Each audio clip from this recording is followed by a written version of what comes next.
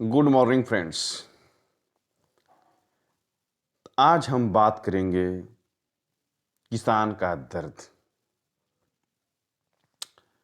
इस चैनल को आप लोग से मेरा रिक्वेस्ट है, सब्सक्राइब कीजिए और शेयर कीजिए और लाइक कीजिए। ये मैं टॉपिक किसान के समस्या को लेकर, किसान के दर्द को लेकर मैं आया हूँ।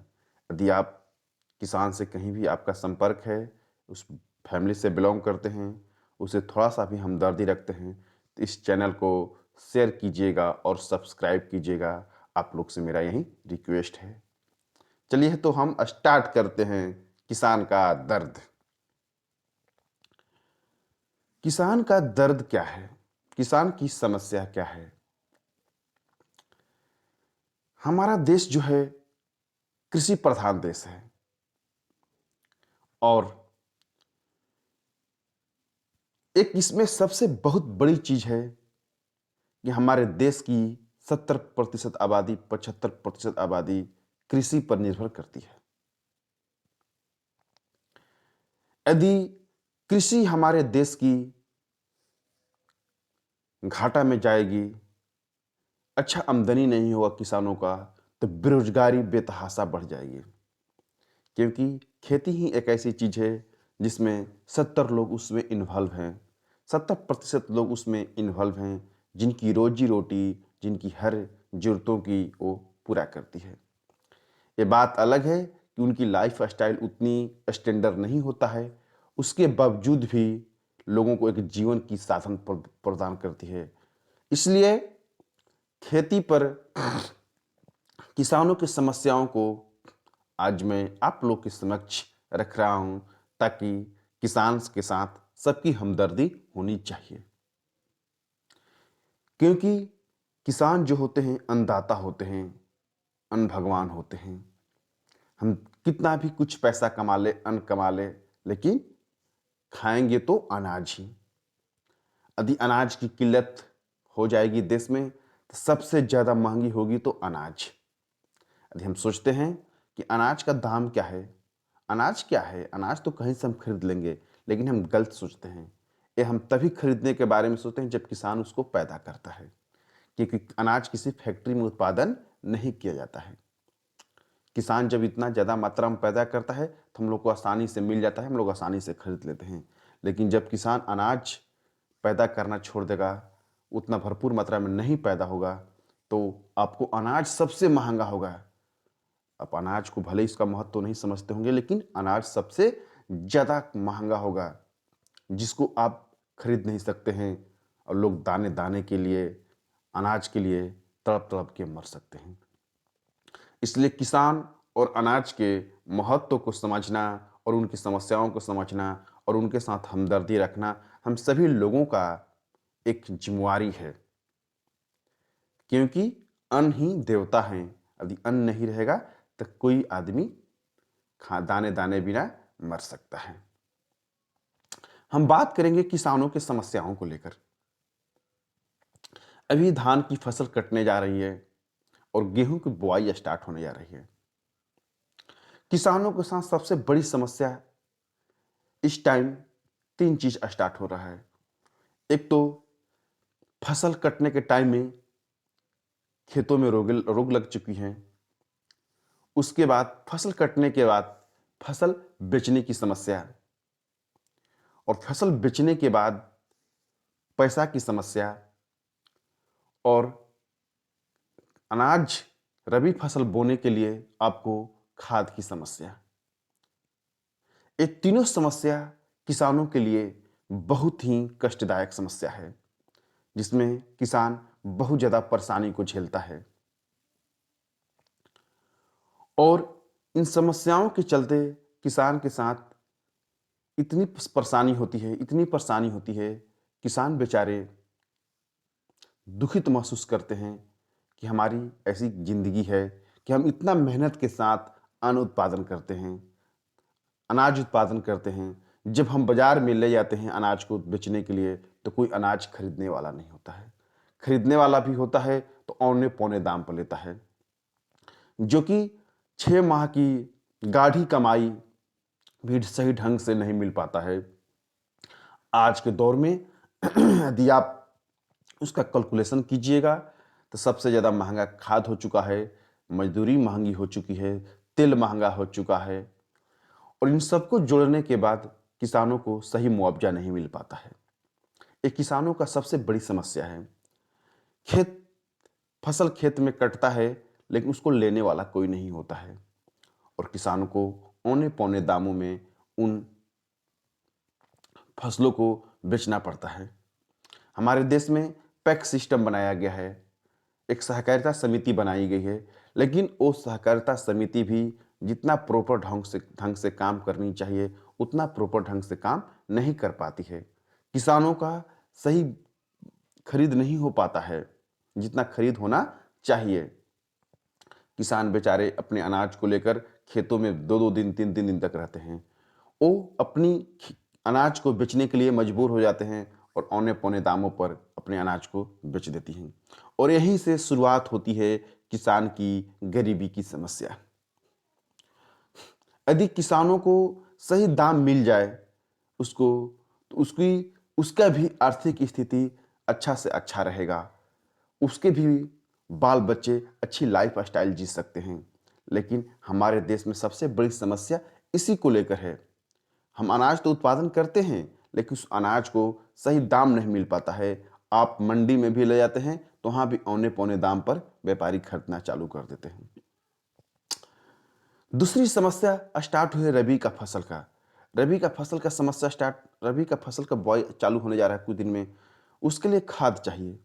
बाजार में खाद की किल्लत हो जाती है, खाद की समस्या हो जाती है, खाद मिल नहीं पाता है और खाद की कालाबाजारी बहुत तेजी से होता है। जबकि सरकार को ये सब बात मालूम है, सरकार को ये सभी बातें मालूम है कि हर साल खाद के लिए कालाबाजारी, हर साल खाद के लिए मारामारी होता है। किसान परेशान रहता है, लाइन एक एक दिन दो दो दिन तीन तीन दिन तक लाइन लगता है, उसके बाद भी खाद नहीं मिल पाता है। बेचारे किसान थक हार कर इसी तरह छोटा मोटा कोई खाद लेकर जो भी मिला उसी से अपनी बुआई कर देते हैं, जिसका अंजाम होता है कि उनकी फसल बढ़िया नहीं लग पाती है, जिसके चलते उनको भारी आर्थिक नुकसान पहुंचता है। इस चीज को सरकार को समझना चाहिए कि जब भी रबी फसल की बुआई स्टार्ट हो, जब भी धान की फसल की बुआई रोपनी स्टार्ट हो, उससे पहले किसानों को प्रचुर मात्रा में खाद उपलब्ध कराया जाए। और मैं सरकार से एक रिक्वेस्ट करूंगा कि इसके लिए सबसे अच्छा साधन है, जैसे आप बीज के लिए ऑनलाइन कर रहे हैं, हर चीज के लिए आप ऑनलाइन कर रहे हैं, उसके लिए खाद को भी आप ऑनलाइन कीजिए, खाद को भी ऑनलाइन सिस्टम कीजिए, ताकि ऑनलाइन सिस्टम में आप जिसके पास जितना रसीद है खेत का उसके हिसाब से खाद का आप बीघा प्रति एकड़ प्रति आप ऑनलाइन सिस्टम बना दीजिए कि हम एक बीघा में एक एकड़ में इतना खाद देंगे। उसके हिसाब से किसान अपना ऑनलाइन कर लेगा, ऑनलाइन पेमेंट कर देगा और आप उसको खाद उसी मात्रा में उपलब्ध आप पैक सिस्टम से करवाइए या किसी भी सिस्टम से करवाइए, किसान की समस्या ही सॉल्व हो जाएगी। लेकिन हमारे देश में सबसे बड़ी समस्या है, जो भी एग्रीकल्चर सिस्टम में बैठे हुए लोग हैं, जो भी कृषि मंत्रालय में बैठे हुए लोग हैं, ऐसा नहीं कि कोई बाहर से लोग आए हैं, सब लोग इसी किसान क्षेत्र से आए हैं, इसी किसान फैमिली से बिलोंग करते हैं, लेकिन वो इस समस्या को समझते ही नहीं हैं कि खाद की कितनी बड़ी समस्या होती है। लंबी लंबी लाइन लगती है, लोगों में लड़ाई हो जाती है, झगड़ा हो जाती है, फिर भी खाद नहीं मिल पाता है और उससे फसल को कितना नुकसान होता है। उससे फसल के नुकसान के चलते जो उसके बाल बच्चे होते हैं, जो उसकी आर्थिक स्थिति होती है, कितनी समस्याओं से जूझना पड़ता है। लेकिन यदि आप खाद का पहले ही आप ऑनलाइन सिस्टम कर देते हैं तो आपको एक टोटल समस्या सॉल्व हो जाएगा। जैसे आपको बीज का हुआ, बीज का भी जैसे आप ऑनलाइन सिस्टम चालू रखे हैं, लेकिन इसमें भी बीज सबको नहीं मिल पाता है। यदि किसानों को आर्थिक स्थिति को सुधारना है तो तीन चीज पर सरकार फोकस करती है। एक, बीज पर अच्छी क्वालिटी का बीज उपलब्ध कराए, उसके लिए ऑनलाइन सिस्टम रखे और बीज को चेकअप करके भेजे, क्योंकि बीज में ऐसी समस्या आती है कि कोई बीज किसान लेके आता है घर पे तो वो बीज सही से काम ही नहीं कर पाता है, सही से जम नहीं पाता है, जमता भी है तो लो क्वालिटी का फसल पैदा कर देती है। तो बीज अच्छी क्वालिटी का दे, ऑनलाइन सिस्टम से दे, ताकि सभी किसानों को बीज सही टाइम पर सही तरीका से और अच्छा क्वालिटी का बीज मिल सके। दूसरी चीज, खाद खाद सही टाइम पर ऑनलाइन प्रक्रिया स्टार्ट करे। बीज का तो कुछ चालू हो चुका है, लेकिन खाद का भी ऑनलाइन प्रक्रिया चालू नहीं है।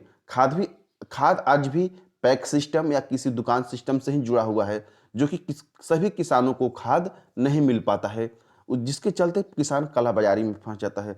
जिस खाद का दाम है 1500 रुपया, उसका 2-2 हज़ार तक पेमेंट करना पड़ता है। उसके बाद भी खाद मिलना मुश्किल हो जाती है, जो कि किसानों के लिए सबसे एक बहुत बड़ी समस्या है। दूसरा चीज हम देखते हैं, धान की खरीद। यदि हमारे खेतों में धान होती है, उसके बाद वो खाद जाता है, पैक्स में जाता है, क्या किसी मंडी में जाता है। मंडी में तो और ही बुरा हालात हो जाती है, क्योंकि वहाँ पर जो व्यापारी खरीदने वाले होते हैं वो अपने हिसाब से लेते हैं, हम इतना में लेंगे, देना है तो दीजिए। किसान जो बड़े किसान होते हैं उनके पास तो रखने के लिए कुछ व्यवस्था होता है, वो कुछ दिन, 2 दिन, 4 दिन, चाहे 1 महीना 2 महीने रख भी सकते हैं। लेकिन जो बेचारे छोटे किसान हैं उनके पास ऐसी कोई समस्या नहीं होती है, बेचारे मजबूर होते हैं और उनको उस टाइम खेती की टाइमिंग होती है, उनको पैसा की जरूरत होती है, वो बेचारे औने पौने दाम में बेच देते हैं। दूसरी समस्या आती है पैक्स के लेकर। पैक्स में जब अनाज जाता है, किसान अपना धान बेचता है, तो उसके साथ सबसे बड़ी समस्या आता है। मैं सरकार को इस बात को आग्रह करना चाहूँगा, इस बात पर ध्यान दिलाना चाहूँगा, यदि उसमें एक सिस्टम में सरकार बदलाव करे, एक सिस्टम में सरकार बदलाव करे, एक सिस्टम के अंदर सरकार बदलाव करे। यदि किसान जब धान अपना देता है तो उसका पहले से ऑनलाइन रहता है। धान जब जाता है, मान लीजिए 10 क्विंटल गया, 50 क्विंटल गया, 200 क्विंटल गया, तो उसका सीधा से सीधा आप ऐसा सिस्टम बनाइए कि आपके सीधा ट्रांसफर पैसा आपके खाता में हो जाए। और पैसा ट्रांसफर कैसे होके, जो पैक्स के सिस्टम से पैसा आ रहा है किसानों के पास, उसमें समस्या आ रही है।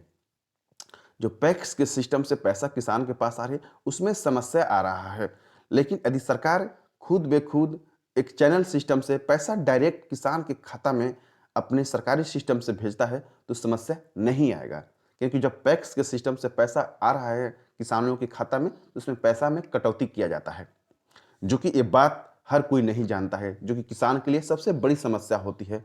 क्योंकि किसानों को जो रेट, सरकारी रेट मिलना चाहिए, वो रेट सरकारी किसान को नहीं मिल पाता है। किसान बेचारा परेशान हो जाता है और सरकारी आंकड़ा में दिखा दिया जाता है कि किसान को ये पैसा मिल चुका है, लेकिन ऐसा हो नहीं पाता है। इसलिए सरकार से मैं रिक्वेस्ट करूंगा कि जो भी पैसा किसान का रसीद कटा कि इतना क्विंटल धान बेच दिए, उतना क्विंटल का सरकार खुद किसान के खाता में ट्रांसफर पैसा करेगी, तो उसमें कटौती करने की संभावना कम होगा।